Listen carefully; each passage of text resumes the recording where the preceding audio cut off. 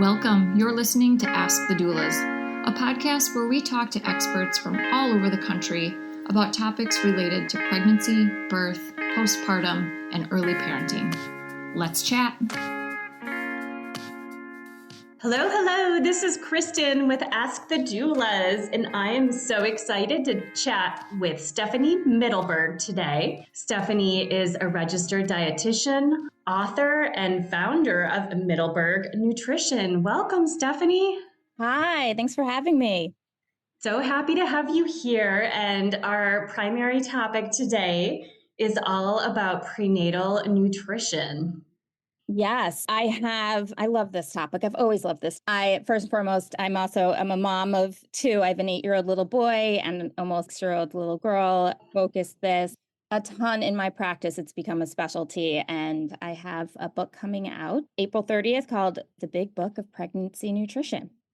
Amazing. And you also have 2 other books. So you seem like you're very busy between being an author of multiple books and your own practice as a dietitian, and being a mom itself is a busy job. So very impressive. Yeah, the kids have been the inspiration for my books, that's for sure. So my first book was The Big Book of Organic Baby Food, followed by The Big Book of Organic Toddler Food. And this book, Pregnancy Book, is essentially a prequel to the others. And I think being in private practice keeps me so grounded and connected to what people are actually going through and their questions. I'm literally, while I was writing The Big Book of Pregnancy Nutrition, I was taking notes as to what my clients were saying. So, I think the power of these books is you can have all the information, but unless it's communicated in a way that people can be receptive to and understand, those words might not be as effective.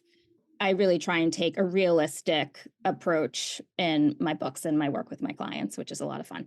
That makes so much sense. And obviously the foundation of everything is that prenatal phase and focusing on nourishing yourself. And I know there can be a lot of, just misinformation about just following cravings, and it's an excuse to eat whatever you want, but it is so important to focus on proper nutrition, not only for baby, but for yourself. It's such an interesting time with my work with my clients because I think women come in this stage have such different mindsets. So I work with so many women who are really fearful and anxious about the food that they consume from like a food safety perspective and making sure they're getting all the nutrients. And then there's other women who are like, this is my time to eat what I want. Right. I'm going to lean into these cravings.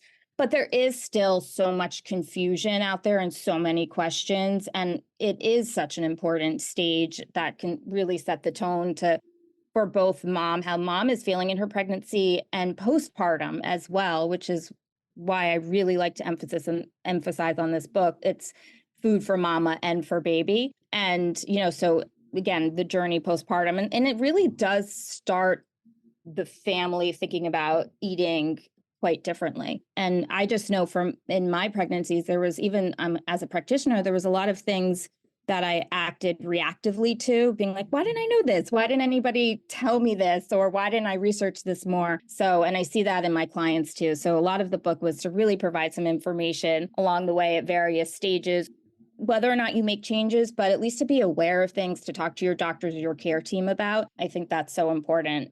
I essentially go through the book as I would with someone that would come into my office. Essentially, like the first thing I'm so passionate about is getting blood work done for pregnant women. So not everyone has a baseline of where they are at the start of pregnancy. And I feel like that's such a missed opportunity, especially as it relates to whatever your background is. I mentioned if you've been on the birth control pill for a long time, that can deplete a lot of nutrients like B6 and B12 and vitamin D's and C's and magnesium and selenium. If you're vegan or vegetarian, you want to know where your vitamin D levels are because you might need more than what's in your prenatal. Iron, anemia, 50% of women essentially are anemic in their pregnancy. And this usually happens in the 2nd or 3rd trimester.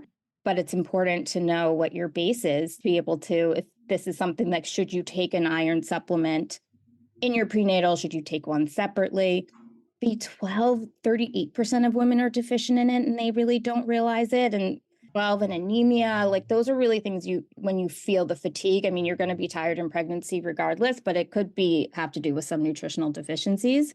And one other that I'm passionate also about is blood sugar, hemoglobin A1C. So that essentially measures your blood sugar over a 2 to 3 month span. And in pregnancy, most women, unless you're considered like old, an older mom, you don't get tested. Your blood sugar you don't go through the blood glucose screening test until week 24 to 28. Right. Again, if you're older, you might do it at week 16, but that's far along in your pregnancy to find out that you might have gestational diabetes. So we really are looking to, studies really show that at the start of pregnancy, if your levels are 5.7 and above, chances are you probably will have gestational diabetes.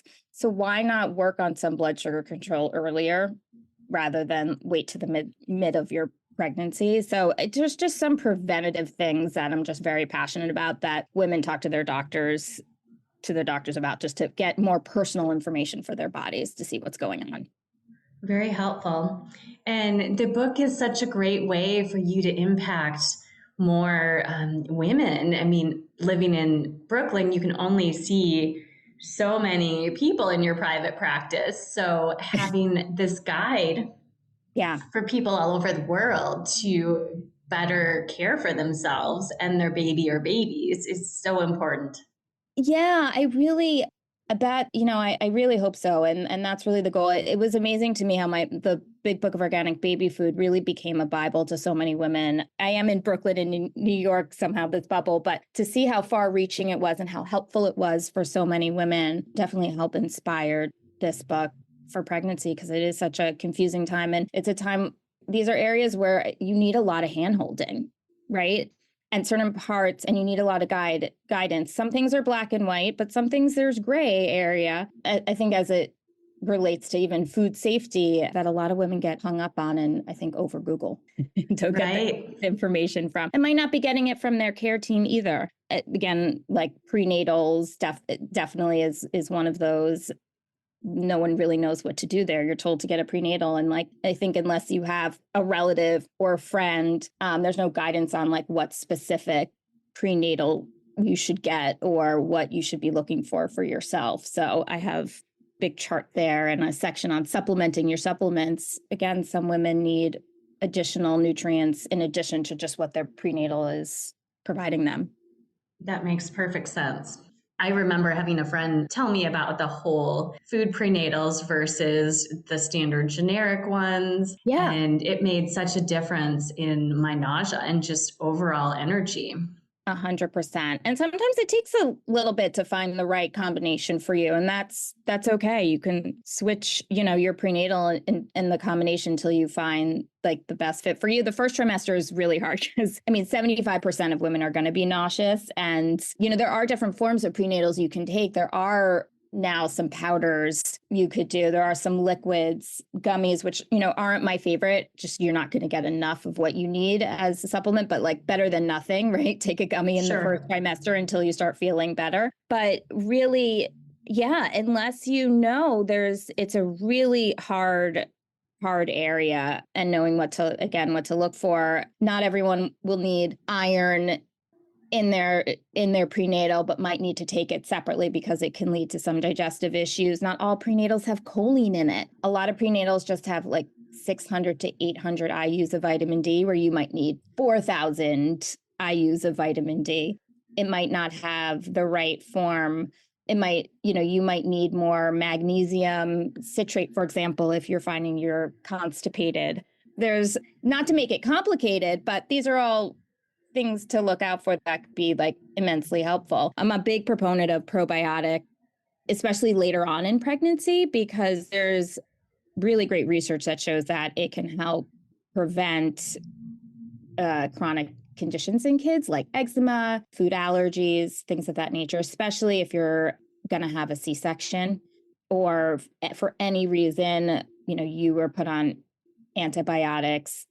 Even during your pregnancy or post, or that your baby was put on any sort of antibiotics. I think it's helpful to take a probiotic in your third trimester and then probably postpartum. That makes complete sense. Hey, Alyssa here. I'm just popping in to tell you about our course called Becoming. Becoming a Mother is your guide to a confident pregnancy and birth, all in a convenient 6-week online program. From birth plans to sleep training and everything in between, you'll gain the confidence and skills you need for a smooth transition to motherhood. You'll get live coaching calls with Kristin and myself, a bunch of expert videos, including chiropractic care, pelvic floor physical therapy, mental health experts, breastfeeding, and much more. You'll also get a private Facebook community with other mothers going through this at the same time as you to offer support and encouragement when you need it most. And then, of course, you'll also have direct email access to me and Kristin, in addition to the live coaching calls. If you'd like to learn more about the course, you can email us at info@goldcoastdoulas.com or check it out at thebecomingcourse.com. We'd love to see you there. So you mentioned earlier, Stephanie, that there were some nutrition tips that you wish you would have known that you shared in the book. Yes. Yeah, I would love to hear more about that. So, I mean, the supplements was a big one for me. I remember going to the doctor's office, like so excited we're going to have this conversation. And he was like, yeah, take a prenatal. And I was like, do I need vitamin D? He's like, could do you? Maybe not, but take it. And Yeah.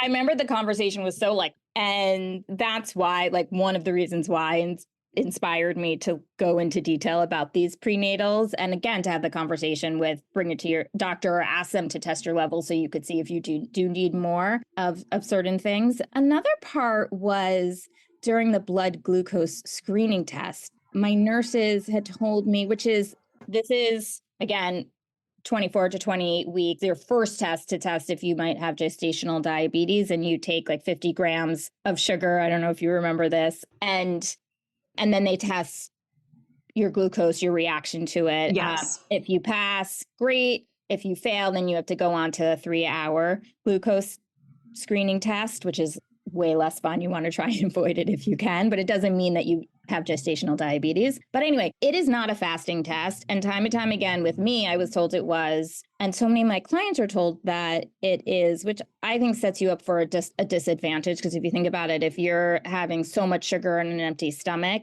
you're going to spike more than if you have consuming this sugar on a breakfast that, or after a meal that is really rich in protein and fat, which slows the absorption of sugar down. So, I mean, that was one area that I was like, what? Why did I get this misinformation? Why did I not know this? And now even with the blood glucose screening test, I mean, it depends how you feel about certain things. They do, first of all, the test is gross. I say it is gross. It tastes like an off-brand Gatorade, like with a maple syrup texture. It's not fun. And thank goodness so much. We're at a time where I think so much research and people are paying attention to this prenatal experience. So there is a company now that has a dye-free option called like the Fresh Test, which I wish I knew about it when I had my pregnancies. It also tastes better. So it's one of those things that like you can purchase and talk to your doctor, just share with them if you have a preference for taking this. And it's more of like a lemon sour tasting versus some of those other ones are like orangey or raspberry that just don't taste very good. But in general, lemon helps, I think, keeping it cold, and lemon is a better taste than others. But have a strong breakfast before you go. Again, rich in protein and fat. So say like eggs and avocado, or like full fat Greek yogurt with nuts in it, something along those lines. I feel like let's give you a fighting chance so you have more of a success at that point. And another prime example, what I was not aware about was when I was induced, which I have feelings about now, of course, in my first pregnancy, but I didn't know doctors don't allow you to eat once you start the process. And I would have been more prepared. You're essentially going through labor. Your body's being put to major physical tests, like you're running a marathon. So to subside on like Jell-O and like ice chips does not work. And I think it's something you can have a conversation with your doctor. I mean, they're concerned about like aspiration, but it's really, I think just to have the conversation, I do believe most people can have more foods. I mean, this is where I'm a fan of bringing some bone broth, whether you made it or get it from a trustworthy source, that you can sip. It's going to give you so much more energy. You can even bring in honey sticks, something like energy bites. I mean, things that are going to get digested very quickly, but you need energy to take you through your labor and to help you recover postpartum. I have a labor aid recipe, which is essentially your own like DIY electrolyte mix that you can bring that has sugar and salts, really hydrating. So that wasn't a time of like, what do you mean I can't eat? I was starving and I was so depleted. And I know so many women go through that as well. So I definitely list out a lot of things to eat if you were home or if you're going to a hospital, things that you could bring. So those were like 3 examples, I think, where I was not as prepared as I wish I was from a food perspective. Fortunately, there are fewer restrictions on eating in the hospital now. So at least in my area in Michigan as a doula, my clients are able to snack on a lot of the items you mentioned. Which is amazing. Yes. Big change. Which is a big change. Absolutely. And I think one of the other areas, which is I wanted the book to go into that 4th trimester recovery, is I don't think women are prepared for how tired and how starving they're going to be once the baby arrives, especially if they do plan on nursing. Like every client of mine is so surprised how hungry they are. Absolutely. Especially like you said, with breastfeeding, I felt like I could eat all the time. And yet I also felt like I was caring for my baby and toddler at the same time. 100%. So you lose, suddenly your nutrition isn't about you anymore. Right. So all about, but yet your needs are the highest they've ever been, right? You've just went through a marathon, you carried a baby for 10 months and you're nursing, which essentially is like you're running at least 6 miles a day. So this is such an important time to think about fortifying yourself, and women are just so depleted and exhausted. So, I really have not like necessarily a meal plan, but like the snack and guidance in terms of like your snacks really have to be mini meals and things that you can do to make sure that you're fortifying yourself. You just need more of everything essentially at this stage. You need even more protein. You need even more of the healthy fats. You need even more of the hydration for you and the carbohydrate. So that was a stage that I just was like, it's feeling that you've never felt before. And you want to keep up your milk supply too. Definitely. Which is really important. So I have 40 recipes in the back of the book. My other 2 books were more of cookbooks. This is more of a nutrition book, 40 recipes. But I definitely have some recipes are divided into sections. One section is definitely some lactogenic recipes that can help boost milk supply. I have sections of, I think, breakfast. I have healthified comfort foods. I have things you can freeze in advance during that nesting period, so that I want people to rely on their freezers a lot to help have a lot of food in advance that you can just defrost. I think is really, really important. I have a whole like sweets section. I have a vegetable section, which are really hard for a lot of pregnant women to consume, especially in that first trimester, and they want sour taste. Yeah. So like a slaw, or so many of my clients could in the beginning get down like a cucumber salad with rice wine vinegar and olive oil and, sesame seeds, something along those lines. Any chance to get some nutrition in when you're not feeling good. But also through that postpartum nutrition deficiencies, like, some people develop thyroid issues, and they don't realize that maybe that might be contributing some feelings of depression and anxiety. So it's sort of nutrients to pay attention to as well. Your needs for iodine in pregnancy increase 50%, which is huge. And again, iron, your needs increase 1.5 times. Your blood volume doubles in pregnancy. So, I don't think a lot of people, pregnant women prior, necessarily thought about their iron intake unless they were, anemic, but especially iron, iodine, protein in the postpartum stage is really important. And you said you probably see so much depletion in these women, in this period. Definitely. So one thing that is a constant struggle. You mentioned, freezing food, and it's great that you have all of these recipes, but oftentimes with well-meaning family and friends and meal trains, Yep. the food that is prepared is not often the healthiest for a postpartum mother. Yes. Well, so this is where it's true. Hopefully you could, if be an advocate for yourself and ask your well-meaning friends and family have certain requests of what you would like to eat. I think it is also maybe in advance going, if you don't think you might be cooking, it might be going like through restaurant menus that you've loved before and highlighting certain things that a partner or someone can, or friends can even order that is healthy that you like. Are there other, I know, in New York and various cities, there's some postpartum or just meal delivery services that instead of like gifts, a lot of friends accumulate, funds for and do like a week meal delivery for a mother or something along, or for the family, something along those lines. So I think a little bit of that is thinking in advance what would be the most helpful.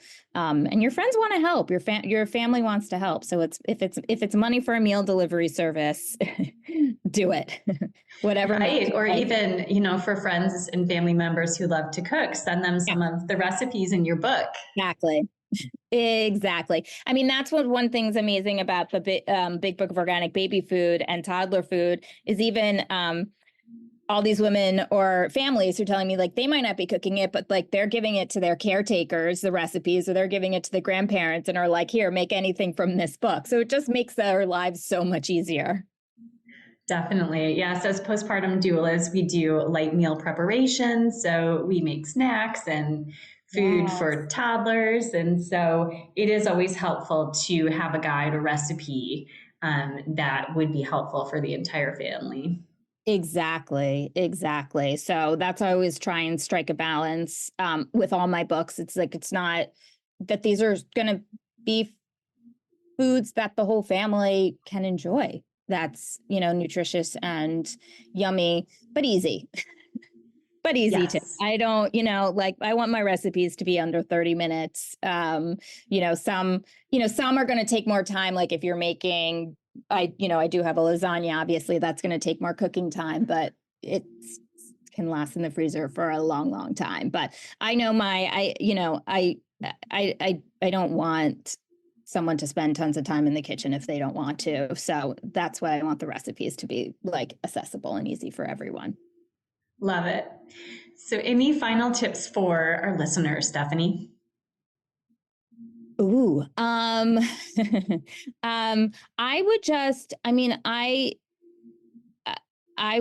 again, one of my things is just, you have to be, I think, your own advocate during this. Listen to your body. It is such a fun and exciting time.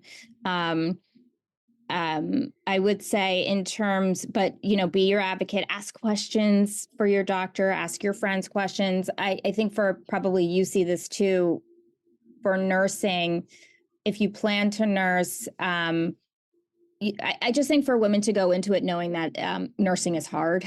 Yes, and absolutely. I see this time and time again, and I know it for myself. I think it could, the nursing situation can make or break your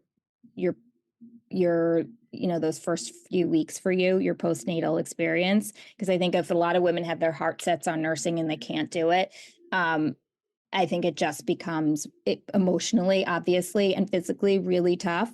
So I just think having it like just a perspective that like it's hard, not to say don't do it, but everybody responds to it differently. So I just want people to set their expectations and maybe have a plan B in mind if it doesn't work out, and that it's really okay. And also to try and set up some support for it. So if if you know of a lactation specialist, or if your doula is oftentimes a lactation specialist, really reach for that.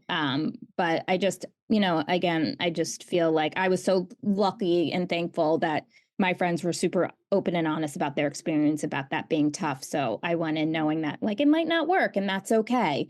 And I think just in this space, again, there's so many resources and there's so many to help you nurse. And there's so many resources.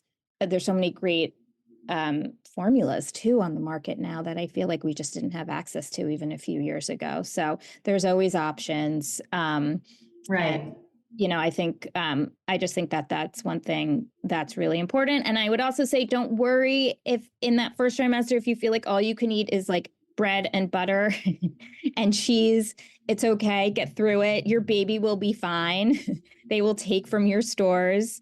But do try to slowly incorporate, even if it's a few bites of some protein for you, just to, the less that you eat, it's sort of like this vicious cycle. And if you're nauseous, the less that you eat, you can become more nauseous and you can get reflux. Absolutely. Right. So you really do sort of need to like get that eat to support your body and probably eat every 2 to 3 hours.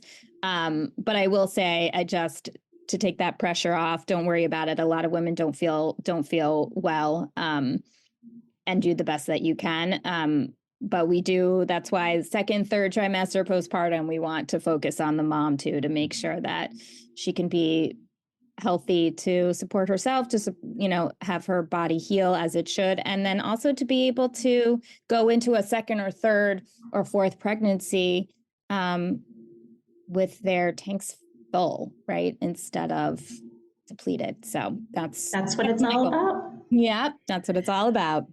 Well, thank you for those tips. Very helpful advice. So, Stephanie, fill us in on how to get your books to start and then how our listeners can connect with you. Great. My books, you really can get them anywhere. Amazon, for a lot of people, is just the easiest, Amazon.com.